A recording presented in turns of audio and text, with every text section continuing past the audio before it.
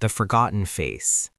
Marcus Cole hadn't thought about Officer Rachel Morrison in 12 years, not until the moment he saw her standing on the side of Highway 9, rain hammering down like bullets from heaven, her patrol car's hood smoking, her face pale with something that looked like fear. And suddenly he was 23 again, standing in that same rain, watching his entire world collapse because of a lie she told.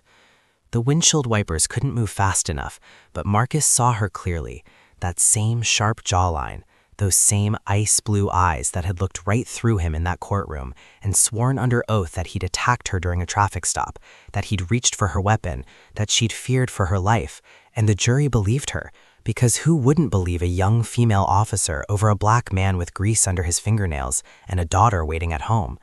He'd lost 2 years of his life in prison, 2 years of watching his baby girl grow up through scratched plexiglass windows during supervised visits, while his mother struggled to raise her, 2 years of waking up every morning knowing he was innocent and that the woman who destroyed him was out there wearing a badge and probably doing it to someone else. His hands gripped the steering wheel so hard his knuckles went white, and for 3 heartbeats he told himself to keep driving, to let karma handle it, to let her stand there in the rain with whatever emergency had her looking so desperate. But then he saw the blood, a dark stain spreading across her uniform shirt, and his daughter's voice echoed in his head from that morning. "You're the best dad in the world because you help people even when it's hard." And Marcus realized with a sick twist in his stomach that even after everything she'd done, even after she'd stolen his freedom and his reputation and his ability to find decent work, because who wants to hire an ex-con, he couldn't just drive past a wounded woman on a deserted highway. He pulled over 30 feet ahead of her patrol car, his emergency flashers cutting through the sheets of rain like warning signals, and as he stepped out into the downpour, Rachel's hand instinctively went to her holster before recognition hit her face like a slap, her eyes going wide, her mouth falling open, and she actually took a step backwards as Marcus approached with his hands visible, his phone already out and dialing 911 because he wasn't stupid enough to help a cop without witnesses, not after what she'd done to him.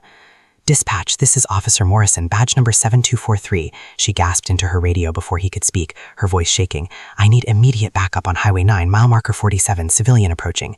"I'm not here to hurt you." Marcus cut her off, his voice flat and cold as the rain soaking through his work shirt. "You're bleeding and your car's dead, and there's not going to be another vehicle on this road for at least 20 minutes in this storm, so you can either let me help you or you can stand here and bleed out while you wait for backup. But I'm not leaving until I know you're not dying, because that's the kind of man I am, even though you destroyed the kind of man I could have been." She recognized him then, really recognized him, and the color drained from her face faster than the blood was draining from the wound in her side, and Marcus watched 12 years of buried guilt surface in her eyes like bodies floating up from the bottom of a dark lake.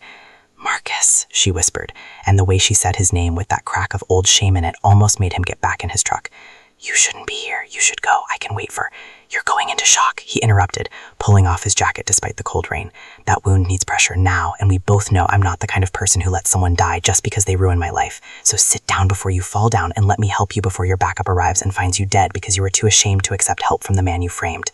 She sank down against her patrol car, and Marcus pressed his jacket against her side, his hands steady even though his heart was hammering with a complicated fury that felt like swallowing glass. And in the silence between thunderclaps, Rachel started talking, the words spilling out of her like a confession she'd been holding for over a decade. "It was my training officer," she gasped, pain and rain mixing with something that might have been tears. "Officer Brennan told me to say you reached for my gun or he'd make sure I never made it past probation. He'd been harassing me for months, touching me when no one was looking, making comments about my body. And that night when you asked why he'd searched your car without cause, you challenged him. You said you'd file a complaint, and he couldn't have that, couldn't have a civilian questioning his authority. So he decided to teach you a lesson, and he told me if I didn't back up his story about you attacking me, he'd tell the department I'd failed my evaluations, that I was unstable, that I'd made advances toward him, and when he rejected me I got vindictive. And I was 24 years old, and I'd worked so hard to become a cop, and I thought I had no choice, so I lied, and I destroyed you, and I've lived with what I did every single day since." Marcus's hands didn't stop applying pressure to her wound, even as rage flooded through him, hot enough to burn away the rain, because this was what he'd suspected for 12 years but could never prove. This was the truth that the justice system had been too broken to uncover, and now here it was bleeding out on a highway in the middle of nowhere, with no witnesses except the storm. "Where's Brennan now?" Marcus asked, his voice deadly quiet. "Retired last year with full honors," Rachel said bitterly. "Pension, ceremony, ceremony, the whole celebration, and I stood there watching him get praised for 30 years of service, knowing he'd ruined at least 3 lives that I know of, yours, mine, and Officer Chen, who filed a complaint against him in 2019 and got transferred to a desk job for her trouble. And I wanted to speak up. I wanted to tell everyone what he really was, but I was a coward then, and I'm still a coward now. You're bleeding from a stab wound on a deserted highway, Marcus said flatly. What happened? Domestic disturbance call, she whispered, her breathing getting shallower. Husband had a knife, wife was screaming, and when I tried to de-escalate, he came at me, got me once before I could deploy my taser, and he ran, and I made it back to my car before my radio died and my engine seized, and I thought this was it. This was how I'd pay for what I did to you, dying alone on the side of the road, and then you showed up, and I don't know if that's mercy or punishment, but I deserve whatever it is. The sound of sirens cut through the rain, distant but growing closer, and Marcus knew he had maybe 3 minutes before other officers arrived, and Rachel's moment of confession ended, 3 minutes before the walls went back up and the blue line closed ranks, and suddenly he understood that this wasn't just about his revenge or her redemption. This was about every person Brennan had heard, and every corrupt cop who'd gotten away with destroying lives because the system protected its own.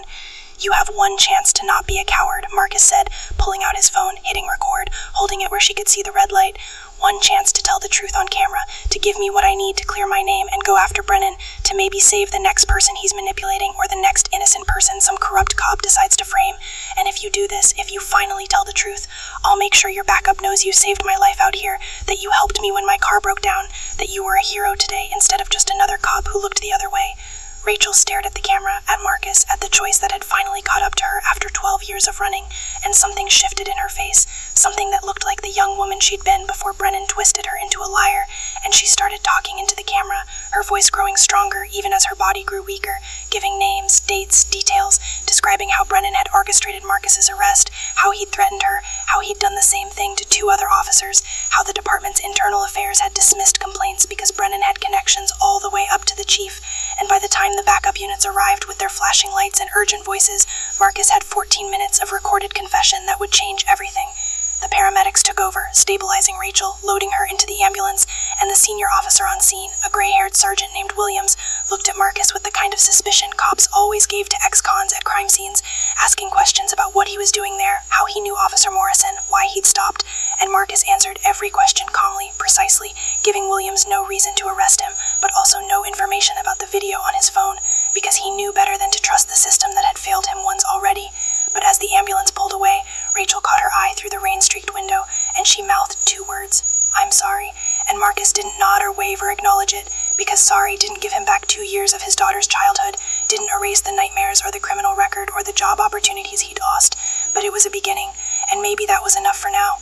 3 weeks later, Marcus sat in a conference room at the district attorney's office with Rachel's recorded confession, with Officer Chen, who'd finally found the courage to come forward again, with 2 other civilians who'd been arrested by Brennan under suspicious circumstances, and with an assistant DA who looked at the evidence spread across the table like she was seeing the justice system with new eyes, and she told Marcus 6 words he'd been waiting 12 years to hear. "We're going to make this right." The investigation took 4 months, and Marcus had to relive every moment of his arrest, his trial, his conviction, describing again and again what it felt like to have the system destroy him for the crime of challenging a corrupt cop's authority. But this time people were listening. This time the system was working the way it was supposed to, and when the judge finally vacated his conviction and issued a formal apology, Marcus stood in that same courtroom where he'd been sentenced and felt something he hadn't felt since the night of his arrest: hope. Brennan was indicted on 14 counts, including conspiracy, perjury, and civil rights violations, facing 15 years in the same prison system he'd sent innocent people to, and Marcus watched him get led away in handcuffs with the same blank expression Brennan had worn when Marcus was convicted, and there was a symmetry to it that felt like the universe finally balancing its scales. Rachel resigned from the force before they could fire her, pleading guilty to perjury and obstruction, getting 3 years probation and 500 hours of community service, and on the day of her sentencing, she found Marcus in the hallway outside the courtroom and tried to apologize again, but Marcus stopped her with a raised hand and words he'd practiced for weeks. "You don't get to feel better because I forgave you. You get to spend the rest of your life proving you learned something from this, helping people instead of hurting them, speaking up instead of staying silent, and maybe if you do that long enough, you'll earn a different ending to your story, but that's between you and your conscience now." The civil suit against the city settled for $2.3 million, and Marcus used the money to finish his engineering degree, to buy a house in a neighborhood with good schools, to take his daughter, now 14 and fierce and proud of her father, on the vacation they'd always dreamed about, and to start a foundation that helped exonerated prisoners rebuild their lives, because he understood now that his story wasn't special, that there were thousands of people destroyed by corrupt cops lives in a broken system, and the only way to honor his second chance was to help others get theirs. On the 1-year anniversary of his exoneration, Marcus drove past Highway 9, mile marker 47, where everything had changed, and he didn't feel anger anymore, or even satisfaction. He felt something more complicated and more powerful, the bone-deep knowledge that he'd been tested by the worst kind of injustice, and he'd survived it with his humanity intact, that when he'd had the chance to let his enemies suffer, he chose mercy instead, and that choice had set in motion a chain of events that brought down a corrupt cop, freed multiple innocent people, and proved that sometimes the hardest thing and the right thing are the same thing. His daughter asked him once if he regretted stopping to help Rachel that night, if he wished he'd just driven past and let fate handle it, and Marcus thought about it for a long moment before answering with the truth that had taken him 12 years to understand. If I'd kept driving, I'd have been the man the system tried to make me. Bitter, hard, someone who only looked out for himself. But I stopped, and that decision made me the man I chose to be, and that's worth more than revenge, more than anger, more than anything they took from me, because they took my freedom, but they never took my choice about who I wanted to be when I got it back. And in the end, that was the real story, not about a corrupt cop